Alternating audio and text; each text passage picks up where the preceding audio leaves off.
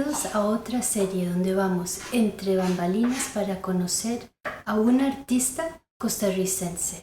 Yo me llamo Nathalie y hoy me enorgullece presentarles a Heiner Guido, un escultor y youtuber reconocido a nivel internacional por su forma y su estilo singular de mezclar colores, texturas y movimiento en sus obras.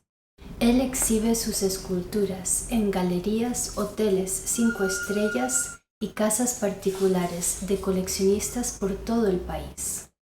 Y con más de una década y media dedicándose a tiempo completo como escultor, ha logrado forjarse su camino en el mercado estadounidense, vendiendo con mucho éxito sus creaciones por medio de Etsy, la plataforma.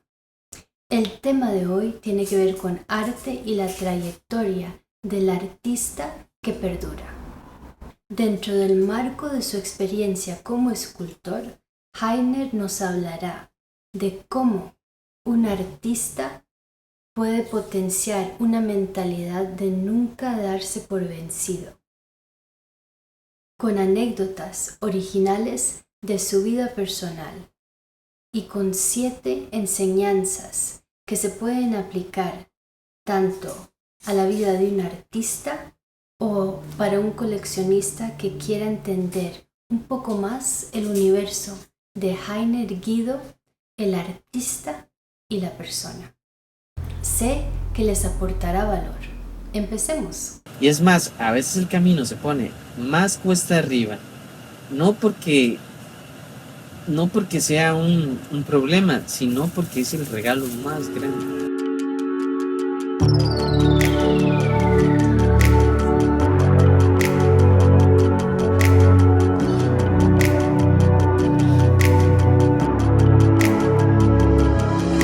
Y como escultor, ¿qué dirías que son todos los elementos o las partes que contribuyen al éxito no solo de una escultura, pero de un escultor a largo plazo?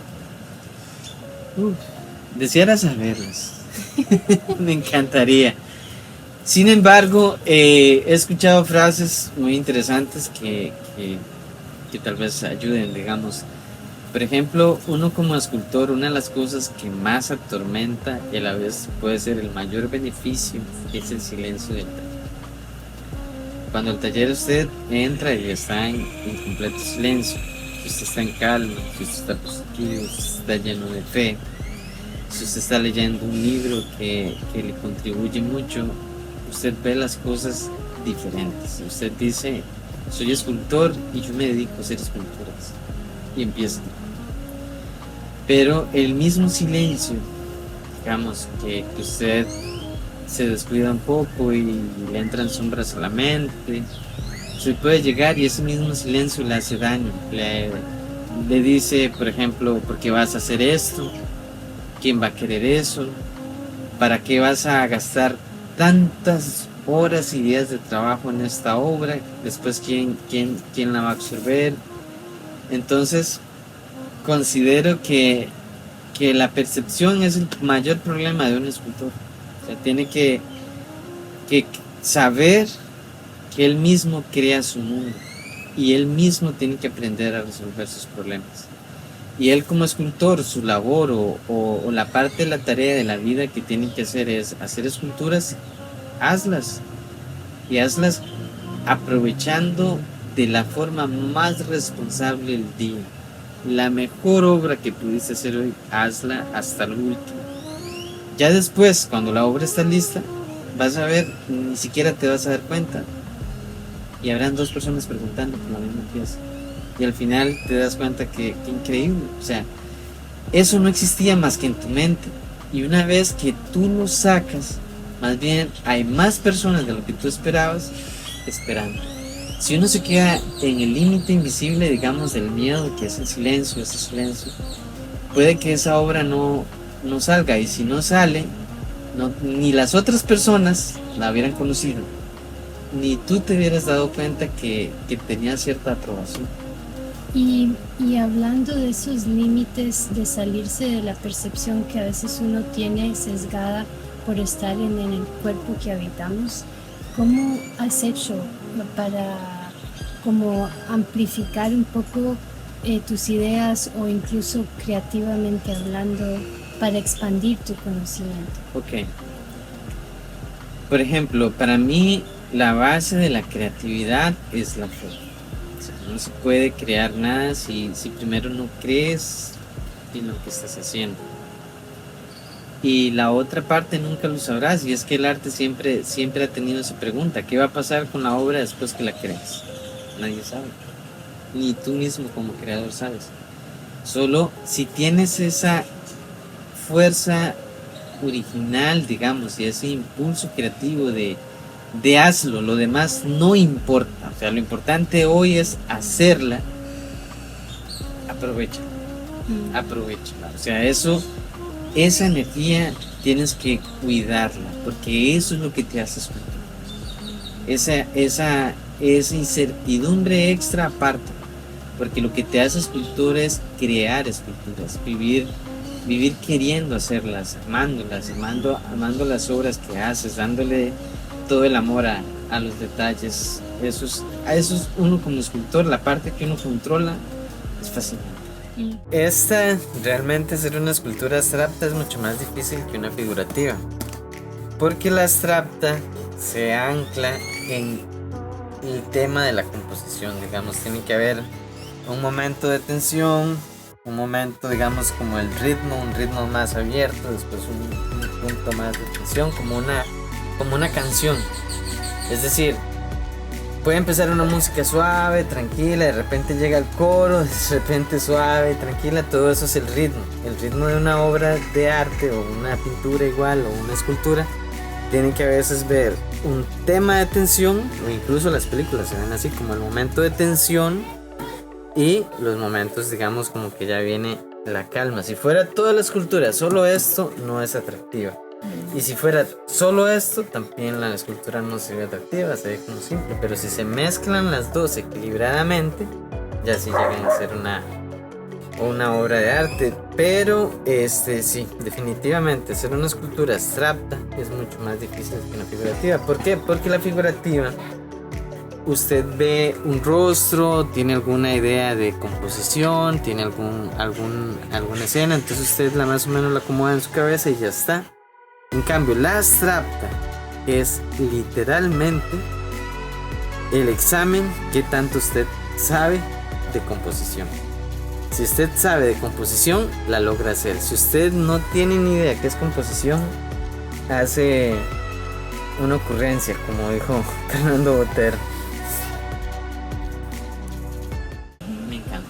O sea que, si entendí bien, la base o quizás uno de los pilares que más estables hacen tu trabajo es tu fe. Exacto. Y a partir de ahí todo es ir resolviendo, es saber. Es muy interesante, pero todas las respuestas están en el camino. Todo lo que usted ocupa está en el camino. Y está ahí. Y si usted no llega, si usted no avanza lo que ocupa avanzar para llegar allá, no va a conocer esa respuesta. Y es más, a veces el camino se pone más cuesta arriba, no porque sea un problema, sino porque es el regalo más grande. Si usted termina esa cuesta, usted va a tener otro espíritu. Y al final, yo siento que lo que se resuelve en el arte es su espíritu, porque las esculturas siempre van a hablar de usted. O sea, en una obra de arte usted no puede mentir, ellas van a decir quién es usted. Y si usted tiene y ha logrado forjar un gran espíritu fuerte, lleno de fe interior, sabiendo que todas las cosas están resueltas, simplemente hay que avanzar, y en el camino va a lograr aprender lo que ocupa aprender y va a lograr resolver lo que ocupa resolver. Ese espíritu también lo transmiten las esculturas, y ahí es cuando se empieza a formar poco a poco un trabajo atractivo, digamos, no solo hablando de temas estéticos y de composición, también la obra en sí va a quedar impregnada de algo especial. Entonces, la forma, bueno, en realidad es una pregunta, la forma que le das sustancia a los temas que están detrás de tus obras, eso viene de esa búsqueda que es continua, ¿verdad? Correcto, sí. Sí, exactamente, viene de esas motivaciones que están ahí. ¿Cuál es la pregunta que me hago? Por ejemplo, cuando disfruto de una brisa, que para mí las brisas son como así decírtelo, como un recordatorio de que hay que estar en paz, de que hay que estar tranquilo, que las cosas buenas vienen, las cosas malas pasan. La pregunta entonces nace: ¿cómo dibujo esa emoción en una escultura? ¿Cómo hago un rostro pacífico, pero a la vez que se vea perseverante, a la vez que se vea tranquilo, en que tenga que perseverar más? O sea, que no se vuelve un problema el digamos, como los obstáculos. Y entonces esas preguntas son las que normalmente me apasionan dibujar, digamos. Y otros temas como el tiempo, los árboles, que igual, por ejemplo, te cuento una vez cómo entré el tema de los árboles. Y cuando empezó el tema de la famosa pandemia, había un encargo que al final el cliente no se había dejado y empezó la semana. Tenía, si acaso, dinero para esa semana, digamos. Siempre trato de andar así, muy ordenado. Y tenía dinero para esa semana y me había quedado en condiciones extremas. Obviamente uno como papá, como familia, digamos, no se preocupa. Mi familia tiene una ciega confianza, de una forma impresionante, la verdad exagerada, digamos. Ellos, lo que es mi esposa, mi hija, ni se preocupa. Ellos saben que todo está bien. Es algo impresionante, sí. Nunca mi esposa me ha dicho nada, o qué va a pasar aquí, o qué va a hacer, nada. No, mi esposa siempre está tranquila. Se preocupa por temas como de otras cosas, pero me refiero al tema material. Voy por la libre. Ella nunca está, ella confía muchísimo en mí. Pero ese día sí estaba preocupado, digamos, porque es una vara que afecta mucho a los artistas. O sea, lo primero que un artista tiene que resolver es su situación económica. Ninguna persona puede resolver el arte, o hay personas que sí, y sí cuesta, digamos, y sí ha tocado hacerlo, pero una vez que logras resolver tu etapa económica, las cosas fluyen muchísimo mejor. La creatividad, las visiones, el estudio, vas a tener mente para aprender más, no para simplemente estar preocupado. Bueno, ese día tenía que jalar una tupota porque quería hacer una escultura, subir por un paderón, y terminando de subir el paderón, ya un trabajo durísimo, me resbalo y nada más veo donde agarra esa pieza para abajo.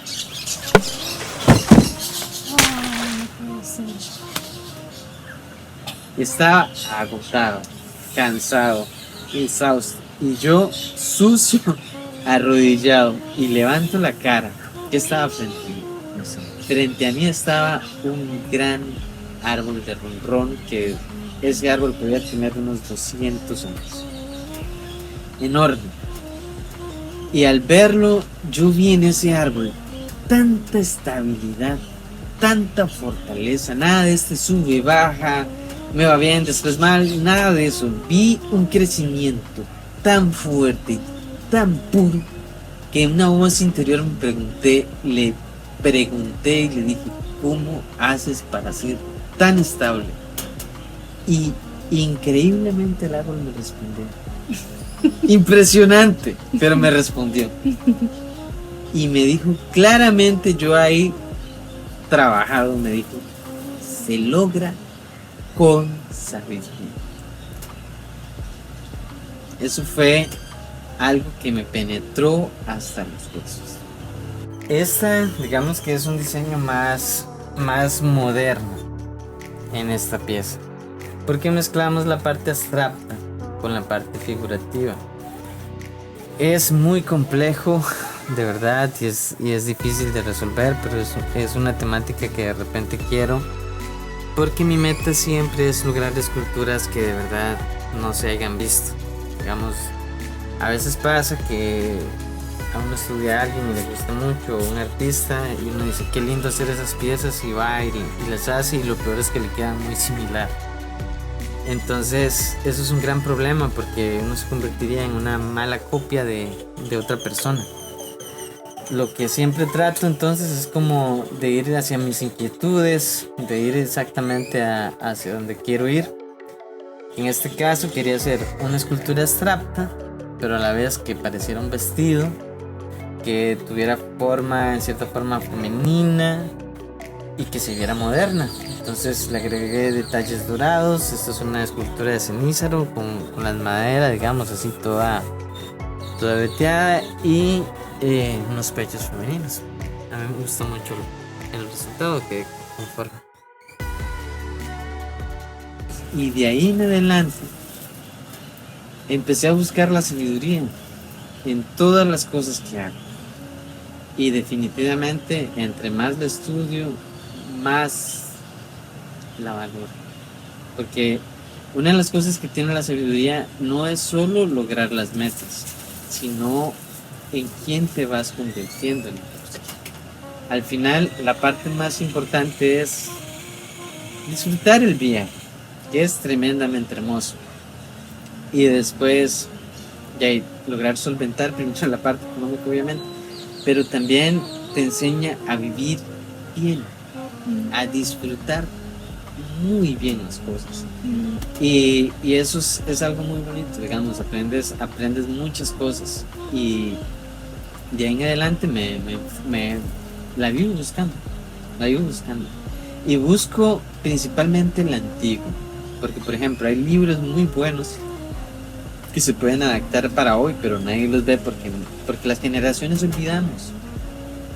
Digamos, las generaciones antiguas tal vez aprendieron muchas cosas que para nosotros hoy en día son nuevas y ya pasaron atrás, pero como se perdió el conocimiento, nos parecen súper nuevas. Entonces, a mí me gusta investigar mucho de etapas atrás, etapas, conocimientos. ¿Por qué? Porque el ser humano, y por eso es que el arte tiene tanta fuerza. Como es que una pintura, por ejemplo, de Velázquez, las Meninas de Velázquez, que cualquier pintor del 2024 que quiere dedicarse a la pintura va a tener como referencia a Velázquez? ¿Cómo es que es posible que Velázquez de 1601 afecte a la generación del 2024? El ser humano nace con las mismas necesidades. Como nacían las necesidades de los años 1600, nacemos con las mismas necesidades del 2024, mismas necesidades de expresión, mismas emociones. Entonces, en sí, el ser humano no cambia el entorno, pero seguimos siendo los mismos. Y por eso es que el arte afecta tanto, digamos, por eso es que el arte no pasa. Cuando se logra una buena obra, una obra como estamos hablando de este calibre, Velázquez, Miguel Ángel, personas que de verdad se ve en sus obras sus verdades propias, su estructura, todo se ve ahí, se ve que se entregaron completamente en sus obras. Y esa es mi responsabilidad como escultor. Y claro, ¿verdad? Al nivel de genio de ellos, yo encantado. Y si fuera por esfuerzo, créame que esfuerzo sí lo hago. Pero hay capacidades que hay otras personas que siempre nacen como una superestrella. Pero toda la otra parte, todo lo que tiene que ver con trabajo, disciplina, estudio, que es la parte que me toca, esa la hago. Y a ver hasta dónde me alcanza. Y entonces, cuando empezaste a buscar la sabiduría, ¿por dónde empezaste? Porque es un tema muy amplio. Sí, vean, yo empecé, bueno, claro, yo soy cristiano, ¿verdad? Pero no vamos a hablar de cristianismo para nada, y respeto a todas las personas que no lo son. Yo empecé con un libro que se llama Proverbios. Ese libro, en el tiempo antiguo, era el libro para los reyes. Cada vez que había un príncipe, todos los príncipes tenían que escribir ellos a mano su propio libro de proverbios, porque no era como ahora que todo el mundo tiene libros y acceso a información. No, ellos tenían que, les daban ese libro por ratos para que ellos vayan escribiendo, después se guardaba. Era un conocimiento ese libro se lo daban a los príncipes, lo escribían y de ahí, digamos, empezaban como a reinar. Ese es el libro que empecé a estudiar. Está en la Biblia, cualquiera lo puede leer. Y siempre cuando vienen jóvenes o amigos míos que me preguntan cómo hacer o qué hacer o que quieren algún proyecto, se lo recomiendo. Porque ya sea que se dedique a vender camisas, que sea mecánico, que sea lo que sea, volvemos al mismo punto. Los seres humanos seguimos siendo los mismos seres humanos, mismas necesidades y casi siempre ocupamos las mismas respuestas. O sea que esa respuesta que me acabas de dar es consecuencia de esa búsqueda sobre la sabiduría también. Correcto, es como correcto. Entender que tenemos más en común que nuestras diferencias.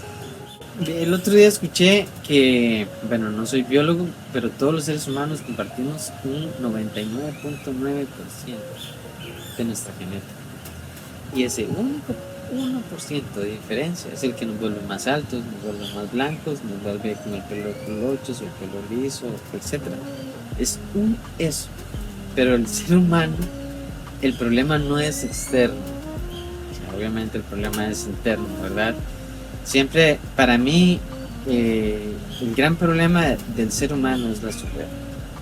De ahí nace el 99% de sus propios problemas.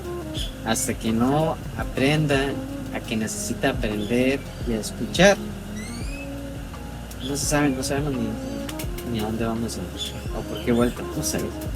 ¿Y tú crees que en tu caso, porque no podemos hablar de otra gente, Sí. has superado la soberbia? Vieras que no. Digamos,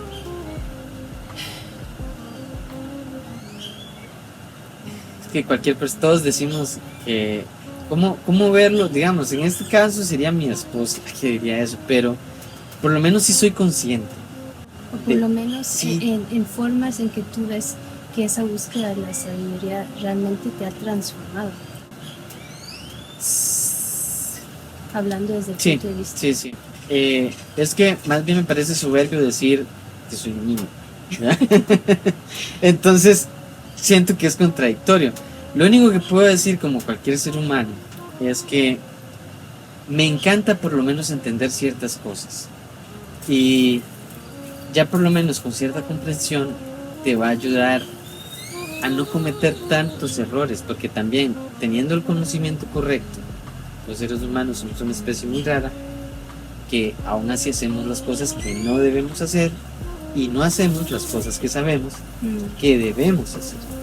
Entonces, al ser, siempre vamos a andar por esa cuerda floja, pero sí entiendo que los artistas sufrimos mucho por el tema de la soberbia.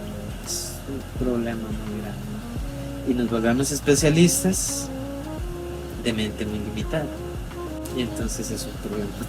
Sí, dijiste algo antes que para muchos artistas quizás uno de los problemas principales es la economía, porque obviamente hay un nivel de incertidumbre a la hora de crear. Sí. ¿Cómo es que uno desafía eso? Porque es algo impredecible. Sí, vean. Es ahí, digamos, yo siento que es como un filtro natural que tiene el arte.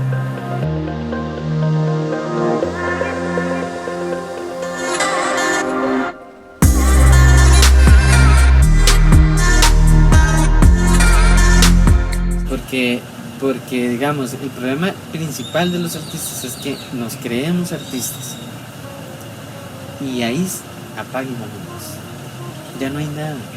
E incluso una persona, digamos, yo me pongo en el lugar de un cliente, llega y dice, tengo 15 años de hacer arte y ve la obra. Normalmente las personas que compran arte son personas que viajan por el mundo, que conocen muchas cosas y los artistas en su mundo pequeño se creen los genios y realmente la obra en sí misma a veces está diciendo un montón de cosas de faltas. Pero ¿cómo le quitas la idea de que no es un genio? Que en realidad está muy en lo común más bien. Entonces eso es un problema de verdad grande. Creo que los artistas tenemos que salir de esa idea de genio, porque no, bueno, por lo menos en mi criterio, me gusta más el ser muy trabajador y el esforzarme mucho, pero hay que ser realista, o sea, hay genios, o sea, uno nació con pasión, con amor por lo que hace, pero no caer en ese hueco horrible no, yo soy un gran artista. Eso me parece un hueco horripilante. Incluso a veces hay ciertas personas, por ejemplo, acepté esta invitación porque tú me pareciste humilde, tranquila, etcétera, porque a veces hay gente que lo llama y le dice: maestro, me encanta su obra, qué cosa más linda esto, hagamos una entrevista, maestro. Y esa insistencia de maestro, maestro, y uno le explica una vez: no, amigo, no soy maestro, soy un gran proceso. Le explica 2 veces. Para mí es muy importante mezclarme con las personas que me vean a mí mismo como lo que soy, no como algo más grande de lo que soy, porque es venenoso, por eso me gustó mucho, en la forma tranquila: me gusta tu obra, hagamos la entrevista, me pareció muy bien, no hay nada que apunte a Heiner. Eso no es para mí, no me siento cómodo ahí. O sea, en el fondo lo que te gusta es la autenticidad, vivir de una forma auténtica. Exactamente. O sea, por ejemplo, yo vivo en el campo y a mí me encanta. Usted encuentra a la señora que hace rosquillas y usted la ve, se ve como la señora que hace rosquillas, le habla como la señora que habla rosquillas. Es esencia pura, ¿ya? Y las personas nos da miedo ser nosotros mismos de una forma natural, no sé por qué. Pero a mí el arte me ha enseñado que lo mejor que puedo dar es lo que realmente soy. Y eso es lo más lindo. Entonces, me encanta rodearme de personas auténticas, sí, exactamente. A mí también. Bueno, tengo 2 preguntas más, si la lluvia lo permite. Ok. Primero, ¿cómo ves tú la escultura? Porque he escuchado, aprendiendo un poco sobre este tema, que algunos escultores dicen: es que la escultura es algo en la materia, y hablan como desde un punto de vista de algo muy físico, porque si estamos hablando, por ejemplo, de una pintura, es algo que está en un plano y literalmente está encima de una superficie, no es lo mismo. En cambio, con una escultura es casi que con todo el cuerpo que uno se involucra. No es solo la mente o una mano, sino que todo tú tienes que estar presente y accionar y entenderte con el material, pero que responda a lo que tú quieres lograr. Entonces es mucho más, ¿verdad? Es como otra especie de... Por ejemplo, a mi criterio, digamos que estudié pintura, hay digamos, como hablando de atletas, distintas disciplinas. La pintura para mí es más cansada. Es interesante, porque la pintura tienes que crear un mundo de un plano blanco, y que ese mundo diga todo lo que tú quieres decir. Eso es un gran trabajo. La escultura también tiene ese tema, con la diferencia que la materia también ofrece temas. A veces hay daños. Por ejemplo, a mí me gustó mucho una vez un torso que hice, era un tronco hueco y hice un torso. Entonces quedó la mujer así como expandida, pero por dentro hueca. Entonces se veía como una mujer vacía, toda impresionante. Entonces a esa perdón, a esa escultura le puse alma vacía. ¿Ves? A veces, digamos, no es por alargar, digamos, de los pintores, pero los pintores también, la carga emocional es muy dura, porque lo más difícil en el arte no es la actividad, sino la carga emocional. Por ejemplo, cuando tú llevas 1000 horas dedicadas al arte, imagínate lo que son 1000 horas. Claro que golpeas psicológicamente. Cuando tú tienes 1000 horas de subes, bajas, subes, y tú tienes que pararte frente al lienzo o frente a la escultura, estable, emocionalmente correcto, y el hombre más fuerte del mundo, eso requiere una gran disciplina mental y sobre todo espiritualmente, porque todo para mí se resuelve desde un punto espiritual. Si tú estás tranquilo, tú vas a ser mejor papá, vas a ser mejor esposo, vas a disfrutar la vida, y claro, tu obra va a hablar mucho mejor. O sea que en realidad lo que estás diciendo es que cada una se merece su respeto porque son muy distintas Sí. y requieren una disciplina diferente. No es exactamente lo mismo, pero digamos que cada una es tremendo trabajo. Es tremendísimo, porque ¿cómo vuelves usted un lienzo blanco, completamente blanco, en algo tan poderoso como una pintura? Volvemos al punto de Velázquez. Por ejemplo, que hable durante, ¿qué? Casi 400 años. ¿Y qué es eso? Simplemente es una manta blanca que agarró un pintor y la aplastó. Igual una piedra, igual una pieza de madera. Eso, digamos, a eso me refiero cuando te decía que un artista tiene que tener una disciplina atlética, digamos. Eso solo se resuelve con la hambre pura de mejorar su obra, que de verdad su obra quede cargada emocionalmente. O sea, ya tiene que ser alguien que realmente ame ese tipo de arte, Correcto, hacer eso. exacto. O sea, no es para la gente que solo lo quiere como un hobby o quizás que quieren empezar hoy y terminar mañana, ¿verdad? Sí, digamos, puede ser un gran hobby, porque lo que tiene el arte muy, muy bonito es que te lleva a confrontarte hacia ti mismo, desde una parte técnica, también como una parte emocional. Y sí ayuda mucho a conocerse a uno mismo y como práctica te va a ayudar mucho, pero de eso a lograr hacer una obra de arte sí es muy difícil. Se lleva, por ejemplo, para mí una obra de arte, para mí, ¿verdad? Ya sea pintor o escultor, empiezan después de los 8 años de trabajo. Antes de esos 8 años de trabajo, tú estás, con todo respeto a todos los artistas, ¿verdad? Como en un limbo. Todavía no te has encontrado a ti mismo, tienes pistas, estás buscando. Pero después de esos 8 años ya llega una etapa más madura, donde ahora, ok, ya me encontré yo mismo. Ahora sigue la etapa de cómo hago que esto que tanto amo, de verdad le dé una estabilidad a mí y a mi familia y poder vivir bien. Pues eso es algo que yo he notado en tu forma de desarrollarte o desenvolverte, que me gusta mucho. Porque, por ejemplo, tienes tu canal de YouTube y veo que subes videos frecuentemente y siento como que hay una organización bastante estable en tu forma de manejarte con respecto a la escultura, que quizás va más allá de solo ser un artista. Creo que, como dijiste al principio, es importante tener ambos lados, es decir, la parte comercial, de saberse desarrollar, saber vender las obras, y la otra parte que obviamente es tener la sustancia para crear verdaderas obras de arte. Correcto. Que no siempre es evidente y no todo el mundo lo logra ver o entender, porque a veces, como dijiste, piensan que ser un genio y tener el talento es más que suficiente y que todo el mundo lo va a comprar sí o sí. Eso es como Disney. Pero sí, eso es pensar Disney. Y es más, vean, se los voy a decir. Y yo nunca hablo de estas cosas, pero sé.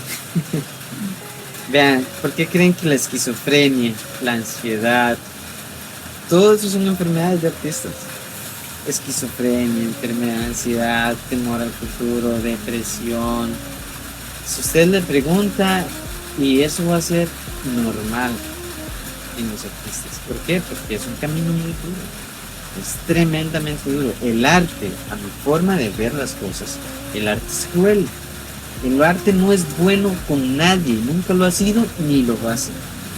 Todos los artistas, si quieren ser artistas, tienen que traerlo escrito genéticamente en sus huesos. Y no estamos hablando de talento, estamos hablando de pasión por lo que hacen. Sea escritor, sea cantante, sea director de cine, sea lo que sea, tiene que venir. El otro día escuché a Guillermo del Toro que el estado natural de una película, del 99% de unas películas de Guillermo del Toro, el estado natural, el mexicano, el estado natural del 99% de las películas es que no existe.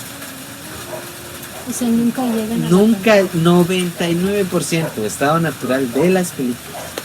O sea, estás diciendo que el reto en verdad no es solo lo material, sino lidiar con lo que tenemos qué adentro. hacer, qué tenemos que hacer. Si, digamos, por ejemplo, y lo mismo pasa en la escultura, lo mismo pasa en todo, digamos, ¿cómo hacemos que lo que nosotros hacemos sea válido?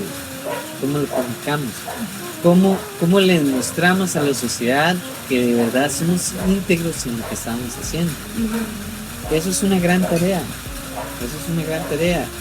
y no se logra de 2 añitos, 3 añitos, 4 añitos, ni 6 añitos. O sea, es una tarea en serio. Y ya considero yo que si un artista logró vivir de su arte 12 años, puede seguir. Pero si no ya ha llegado los 12 años, piénsalo bien, porque 12 años de carrera y no lograste tus metas, te vas a sentir en un limbo horrible. Entonces entrégate lo que haces. Si crees que vas a ser escultor, pintor o la rama del arte que quieras, tienes que saber que los obstáculos son serios, son problemas graves, si no todo el mundo lo hiciera, todo el mundo fuera un genio, y que prueba tu espíritu. Eso es lo que principalmente hace el arte, probar tu espíritu. Si tú eres eso, no puedes ser otra cosa. Si tú eres un escultor, si eres un pintor, si eres un cantante, si eres eso exactamente, no puedes ser otra cosa, porque es lo que eres. Un pez no puede ser un águila no puede ser un elefante, el elefante es elefante, el león es león. Si eres artista, pase lo que pase, vas a seguir haciendo tus cosas porque es lo que eres. No puedes dedicarte a otra cosa. Y es ahí la diferencia, claro. También no solo es como una cárcel, ¿verdad? También hay que buscar que las cosas resultan, porque si no serías como un mártir del arte, que tampoco es la idea. La temática de los árboles, digamos que esto es un árbol así con una enredadera. Acá esta madera es ron. Para lograr una escultura así se ocupa muchísima disciplina, porque esta es una tuca amplia. Por ejemplo, esta tuca yo no me apenas que la podía mover cuando la estaba trabajando. Hubo un tiempo que estudié arte griego y arte de Indonesia. Estudié los dos al mismo tiempo, porque me gustaba mucho, digamos, en los griegos el arte de ellos son cuerpos perfectos, mujeres perfectas, y todos esos eran como dioses griegos, de verdad, que comparten mucho la parte humana. Y al ver la parte de Indonesia, eran todos como dioses, como monstruos, como cosas deformes, y uno nota cómo en cada región tienen su propia forma de expresión, su propia ilegítima, o sea, como por casi genética. Interesante, porque aquí en Costa Rica a mí me encantan los árboles, de verdad me encantan los árboles. Para mí son un gran símbolo de paciencia, un símbolo de sabiduría, un símbolo de fortaleza entre uno, otro invierno, un verano. Y de eso trata esta temática. Y también porque obviamente en el país nadie había hecho árboles. Entonces, como volvemos al mismo tema, a mí me interesa hacer algo que sea muy mío, expresar las cosas que sean yo mismo. Entonces de ahí salió la idea de esta pieza. Esta escultura va para San José el lunes, si Dios lo permite. Si les gustó esta entrevista, los invito a que vean más esculturas de Heiner Guido aquí.